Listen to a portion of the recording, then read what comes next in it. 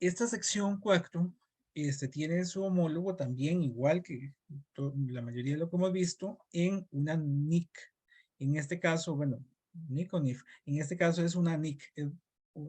Su homólogo está en la NIC 1, que la NIC 1 nos dice cómo se presenta el estado de situación financiera. Pero nosotros ya sabemos cómo se presenta el estado de situación financiera. Ustedes ya lo han trabajado en muchos de los cursos, ¿verdad?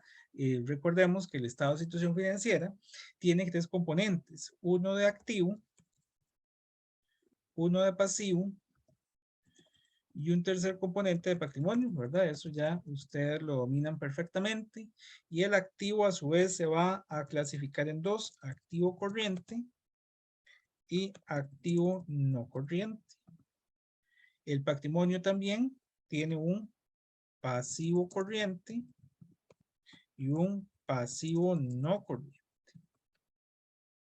Y aquí este estado se generaba bajo la hipótesis, o bueno, también la hipótesis, no la ecuación contable, más bien, eh, que nos decía que el activo era igual al pasivo más patrimonio. Entonces, si yo totalizo aquí el activo, el total activo, iba a ser igual a si yo tomo el patrimonio y el pasivo y hago un total pasivo y patrimonio. ¿Verdad? Creo que esos son los datos más importantes que tenemos en este estado. Y por supuesto también recordar que estas son cuentas acumuladas. Entonces, cuando nosotros hacemos la identificación específica de este estado, tenemos que dejar ese dato claro, que son cuentas acumuladas. Entonces, si recuerdan cómo hacer el encabezado de este estado, y vamos a partir por el nombre y vamos a decir que era un estado de situación financiera. Al ser cifras acumuladas, íbamos a decir por aquí que eran al y dábamos una fecha, ¿verdad? Por ejemplo, el 31 de diciembre del 2022. Y finalmente, también tenemos que decir datos como, por ejemplo, la moneda, si son saldos en colones, ¿verdad? Bueno, sí, voy a poner aquí moneda para que nos quede genérico. Si son saldos en colones, moneda y grado de redondeo, que lo vimos en la sección de la sección anterior, ¿verdad? En la sección de presentación de estados financieros, hablaba de que teníamos que dar la moneda y su grado de redondeo. Si estamos dando cifras en colones y si son en miles de colones, en millones de colones o en decimales. Y además, en el nombre íbamos a dejar muy claro el tipo de empresa, si era una sociedad anónima, ¿no? Si es una sociedad anónima, si es una empresa de responsabilidad limitada, si es una empresa en comandita simple, si es una persona física con actividad lucrativa. Todo eso tiene que quedar claro en el nombre. Aparte de si era individual, individual o grupal, ¿verdad? Que no era lo mismo que este fuera el estado financiero de un conglomerado, así fuera el estado financiero de una empresa única, ¿verdad? De una subsidiaria. Esos son los elementos más importantes que hemos visto hasta el momento de los estados de situación financiera, ¿verdad? Que esto ya lo hemos visto a lo largo de varios cursos. Y no sé si tenían alguna consulta con esta parte,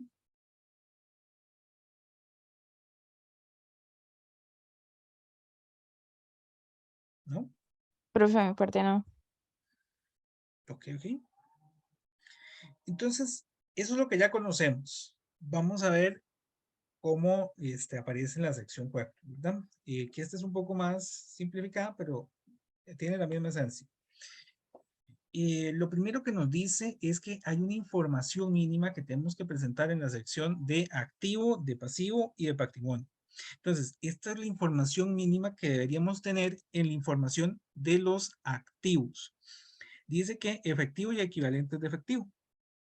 Si recordamos que es efectivo y equivalentes de efectivo, bueno, efectivo, creo que estamos muy claros de que son billetes y monedas, pero equivalentes a efectivo, lo que hemos visto es que son, por ejemplo, las cuentas bancarias que tiene la empresa, son inversiones líquidas, es decir, una inversión que si, por ejemplo, una inversión que yo tengo en el banco a la vista. Entonces, si yo lo ocupo ya, ya puedo hacer la liquidación de la misma y obtener el dinero. Son elementos muy líquidos. Después tenemos lo que la norma llama deudores comerciales y otras cuentas por cobrar, que son deudas que tenga la institución, ¿verdad? Cuentas o documentos por cobrar.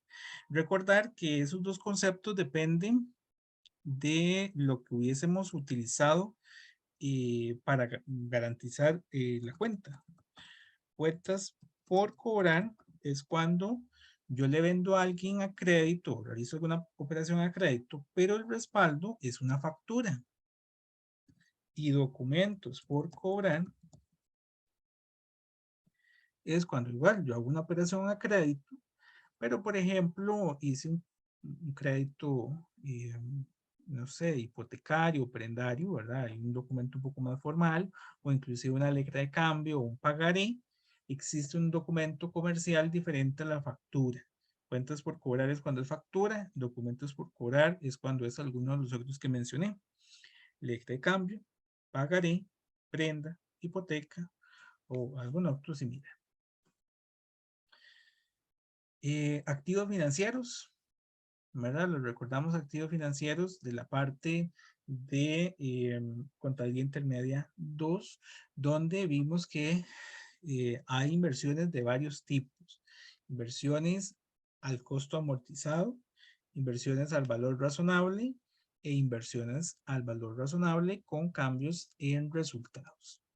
Pero básicamente los activos financieros son cuando me sobra dinero y salgo a comprar un título, ya sea un título de deuda, ¿verdad? Compro por ejemplo un bono o un certificado, o compro un título de participación. Compro acciones, por ejemplo, acciones de la cervecería aquí en Costa Rica. Entonces salgo y compro eso porque me sobra un poco de dinero y entonces por ahí conseguiré pues algún rendimiento. Los inventarios, que también pueden haber inventarios de diferentes tipos, inventarios de suministros, inventarios de productos de limpieza, inventarios de materias primas, inventarios de producto en proceso, de producto terminado. Muchos tipos de inventario. Todo bajo la lógica de que yo compro hoy ese material y no es para usarlo hoy, sino para usarlo en procesos posteriores en los cuales ya se convierte en un gasto o en un costo, dependiendo de, por ejemplo, si eran limpieza y yo no me dedico a brindar servicios de limpieza, pues sería parte de mis gastos, un gasto de suministros de limpieza. Pero si es el costo de la materia que yo vendo, y ese es un costo de ventas, ¿verdad? Propiedad, planta y equipo, que ahí englobábamos una serie de elementos, vehículos, terrenos, edificios, mobiliario y equipo.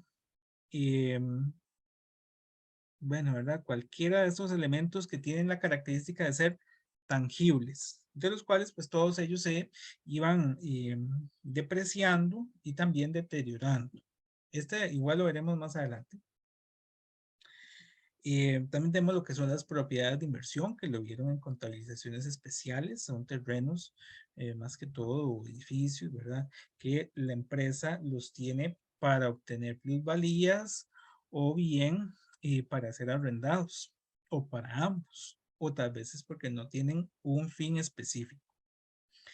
Y los activos intangibles como contraparte de propiedad, planta y equipo, ¿verdad? Es la parte del activo a largo plazo que no es tangible, pero la ocupamos, por ejemplo, una patente, un software, derechos de autor, ¿no? Todos estos, páginas web. Y finalmente los activos biológicos, que lo vieron en contabilidad avanzada 2, que pueden ser pues, plantas o pueden ser animales, y pues depende del uso que le demos, ¿verdad? No sé si tienen alguna consulta con alguno de ellos. Vean que son las cuentas que ya conocemos, pero no son cuentas muy sofisticadas, porque aquí, por ejemplo, no hay una cuenta de un arrendamiento. O, ¿verdad? Hay cuentas que sí hemos visto en otros cursos. No está, por ejemplo, eh, bueno, creo que está en la siguiente diapositiva. Pero vean que es lo mismo que ya hemos visto. Entonces, eh, bueno, me dicen si tienen alguna consulta. Y la siguiente, hay un poquito más, inversiones inasociadas, aquí también están. Y recordemos que hay dos tipos de inversiones que yo puedo hacer, ¿verdad? Una que va en activos financieros y la otra de inversiones en asociadas e inversiones en entidades controladas de forma conjunta. ¿Qué recuerdan? ¿Qué es la diferencia? Aquí estamos en contabilidad básica, perdón, avanzada 1. ¿Cuál era la diferencia entre los tres tipos de inversiones?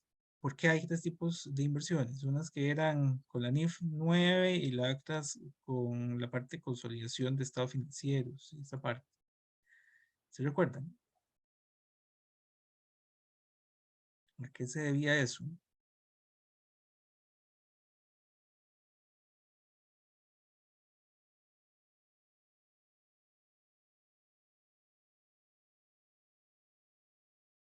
¿No? Eso se debe a, en el caso del activo financiero, es porque me sobra el dinero, lo voy a ocupar dentro de algún tiempo y pues ahí obtengo algún rendimiento. Pero estas inversiones en asociadas e inversiones en entidades controladas de forma conjunta es porque me interesa invertir en ese negocio, porque es una empresa, digamos, un socio estratégico para mi negocio, o porque yo quiero tener control de esa empresa por algún elemento, no sé, ellos son los que nos venden una materia prima que ocupamos. Entonces, yo tengo una participación accionaria un poco más importante, por ejemplo, en las empresas en que tengo control, una participación este, que me permita tomar decisiones en la otra entidad, ¿verdad? Entonces, no tiene el mismo fin. Aquí yo no estoy buscando tener un rendimiento, sino participar de la operación del negocio, poder participar en esa toma de decisiones, en esa parte del control. Bueno, eso sería a nivel de lo que es activo. Vean que después viene acreedores comerciales y otras cuentas por pagar. Ahí entra todo lo que ya hemos visto: cuentas por pagar, documentos por pagar, salarios por pagar, servicios públicos por pagar. Y bueno, inclusive hay una sección que la norma llama pasivos. Entonces, bueno, los acreedores comerciales y cuentas por pagar pertenecerían a estos pasivos. Pasivos y activos por impuesto corriente y pasivos por impuesto diferido, así como activos por impuesto diferido, y las provisiones cuando hay. Y vean que el patrimonio hay que separarlo, igual que en la norma completa, en el patrimonio normal y el patrimonio no controlador. Eh, ¿Se recuerdan de esta participación no controladora? ¿Qué era? ¿O de dónde salía?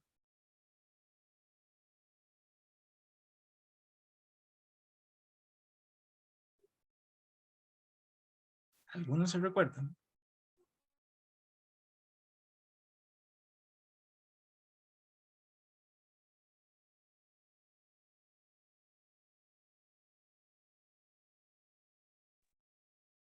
Bueno, esa participación no controladora es cuando más bien han ido comprando acciones de nuestra compañía y otra empresa tiene participación sobre nuestro negocio. No sé. Nosotros tenemos el 80% de las acciones de la empresa y otra empresa tiene el 20%. Entonces, la participación no controladora es lo que le pertenecería a esa otra parte que está invirtiendo en nuestro negocio. Es lo mismo que nosotros registramos aquí como en la parte de inversiones en asociadas, e inversión en entidades controladas de forma conjunta, pero ahora, digamos, cuando yo soy el emisor y no el comprador.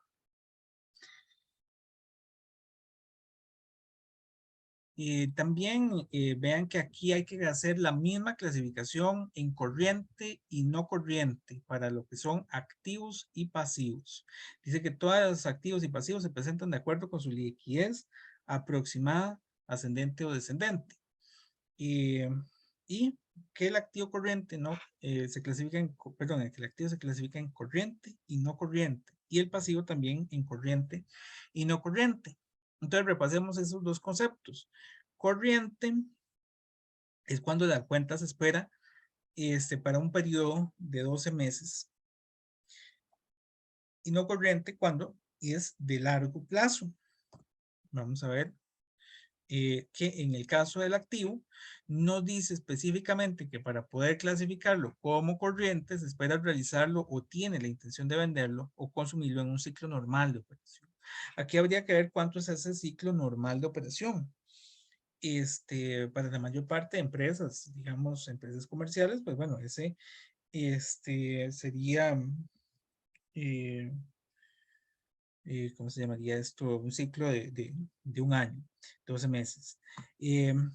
Mantiene el activo principalmente con fines de negociación. Entonces, por ejemplo, inversiones de corto plazo, activos de corto plazo que podríamos pues, negociar fácilmente. Cuando se espera realizar el activo entre los 12 meses siguientes a la fecha sobre la que se informa. Por ejemplo, en el caso de los inventarios, yo compro un inventario, ocupamos que ese inventario rote, que realmente dure algunas semanas. Entonces, siempre que ese periodo de rotación de aquel activo sea menor a 12 meses, pues sería un activo corriente. También cuando el activo es efectivo o equivalente de efectivo, y aquí hay que tener cuidado, porque es efectivo y equivalente de efectivo que no tiene restricciones, como vamos a ver ahorita en el estado de flujo de efectivo. Porque ustedes han visto que a veces hay saldos comprometidos en las cuentas del banco. Y entonces esos saldos, sí, son efectivos, pero no podríamos clasificarlo como corriente porque está comprometido. Igual, por ejemplo, un inventario que esté comprometido. Hay que tener cuidado en ese tipo de cosas. Hay cuentas que podrían estar comprometidas, aún siendo de corto plazo, y todos los demás activos son no corrientes. Entonces ahí iría todo lo que es propiedad, planta de equipo, activo intangible, inversiones de largo plazo, ¿verdad? Todo lo que ya hemos visto, superior a 12 meses. Y para el caso del pasivo corriente, pues sucede lo mismo. Está ese elemento del ciclo normal de operación que, pues, de acuerdo a lo que nosotros consideramos, pues este sería de 12 meses. Eh, y bueno, dice que también pasivos que se mantienen principalmente con fines de negociación. También cuando el pasivo debe liquidarse entre los 12 meses siguientes, y ojo, vean que viene otro elemento, no tiene derecho incondicional para aplazar la cancelación. Si yo tuviera un pasivo que dice que vence dentro de un año, pero que tiene la posibilidad de prorrogarse o de renovarse, si por ejemplo no dio tiempo a pagarlo, entonces ese no lo tendríamos que clasificar como corriente, sino que sería no corriente precisamente porque tiene esa posibilidad de apresar, ¿verdad? De extender ese tiempo. Todos los demás son no corrientes. Entonces, no sé si hasta acá tenemos alguna consulta. Vean que es pues, muy parecido a lo ya conocido.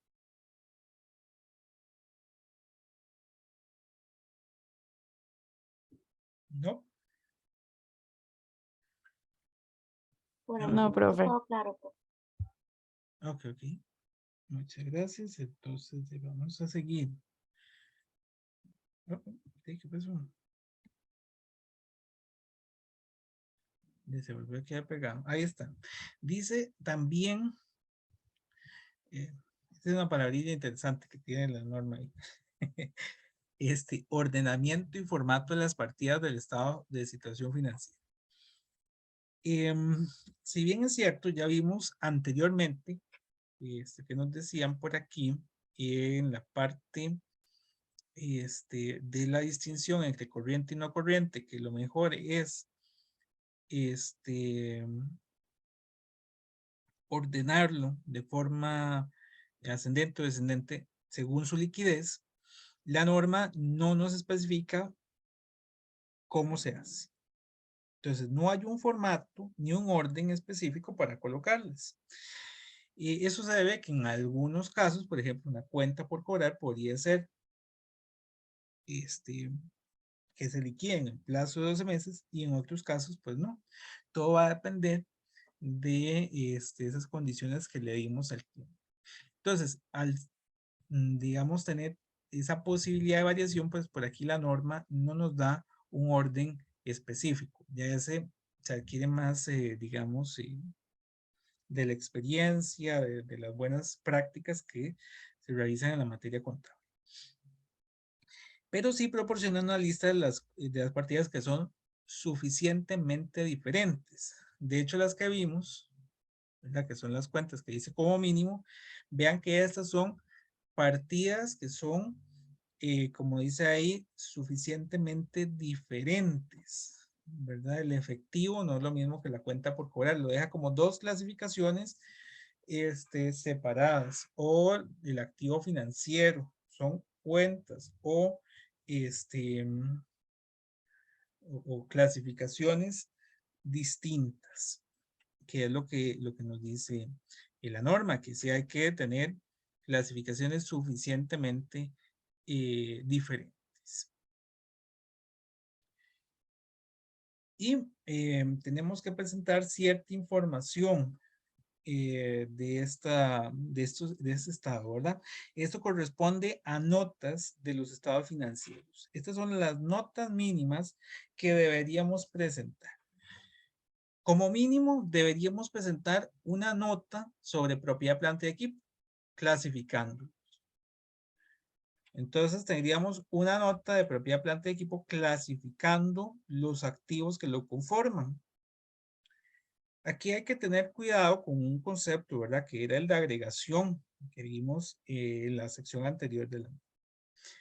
Cuando yo hago esa nota de propiedad, planta y equipo, entonces en la nota yo voy a agregar algunas cosas, porque puede ser que la empresa tenga 1.000.000 de activos y no vamos a poner ahí toda la lista. En las notas de los estados financieros lo que buscamos es, por ejemplo, en propiedad, planta y equipo, que nos digan la información de los terrenos en forma genérica, terrenos, todos los terrenos que tiene, no uno a uno de los 50 terrenos que tenga la empresa. Los terrenos, la maquinaria, el equipo, los edificios, ¿verdad? Van agregados, es decir, van en bloque. Los deudores comerciales y otras cuentas por cobrar. Y vean que hace énfasis en dos elementos. Deudores comerciales. Deudores comerciales son deudores de la operación del negocio. Si yo me dedico a vender o prestar un servicio y este fue a crédito, eso es una deuda comercial. Pero si la empresa, por ejemplo, pensemos que tiene una parte relacionada. ¿Sí tienen claro el concepto de partes relacionadas? Bueno, cualquier cosa, una parte relacionada es cuando un mismo dueño tiene más de un negocio, por ejemplo, ¿verdad? Ustedes han visto que sucede mucho que el dueño tiene un negocio, que puede ser, un negocio ahí, X, y tiene un segundo negocio que brinda servicios al negocio principal.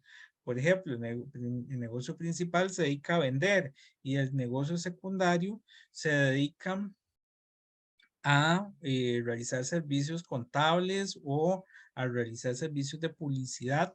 Y entonces es una, al final, digamos, entre ellos se brindan servicios.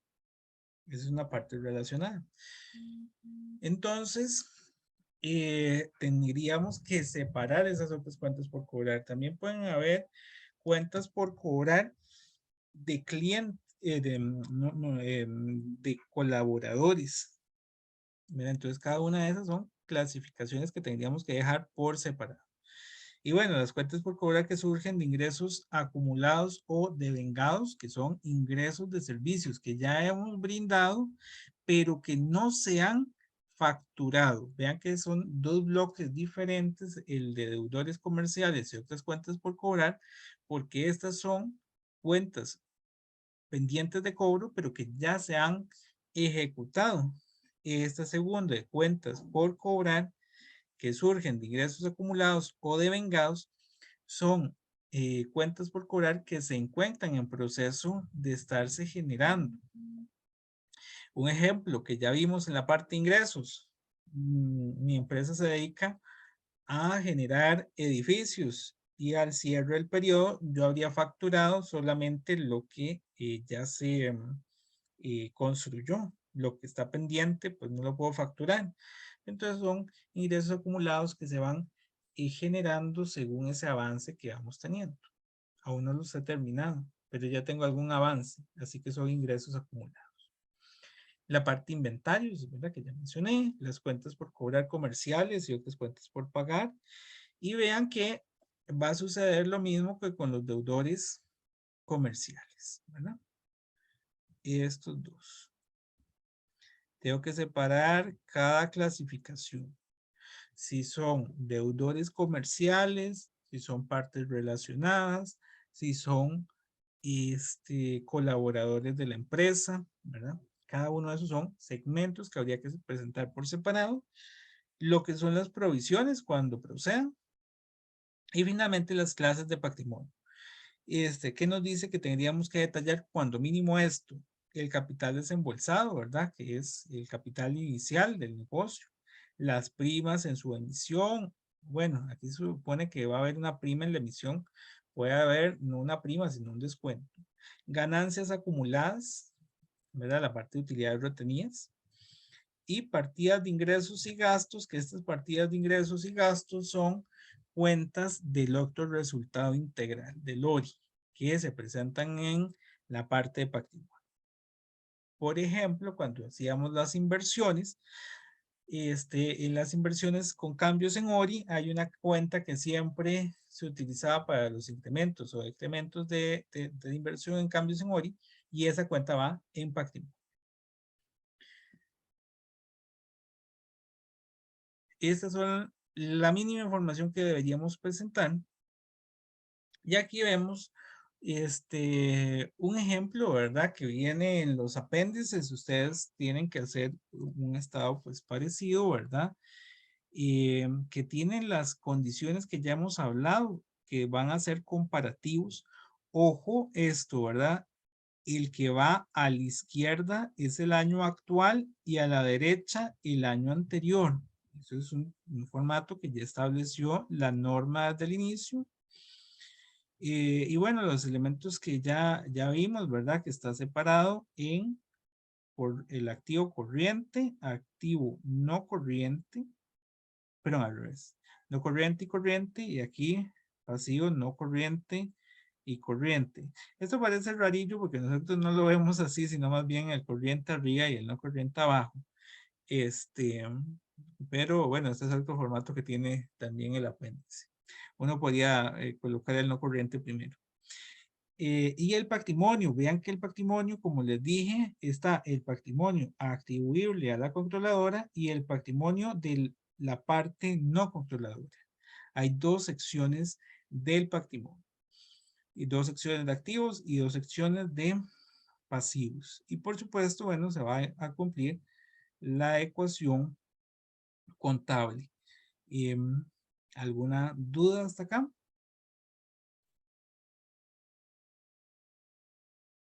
¿No? Bueno, De parte no, profe.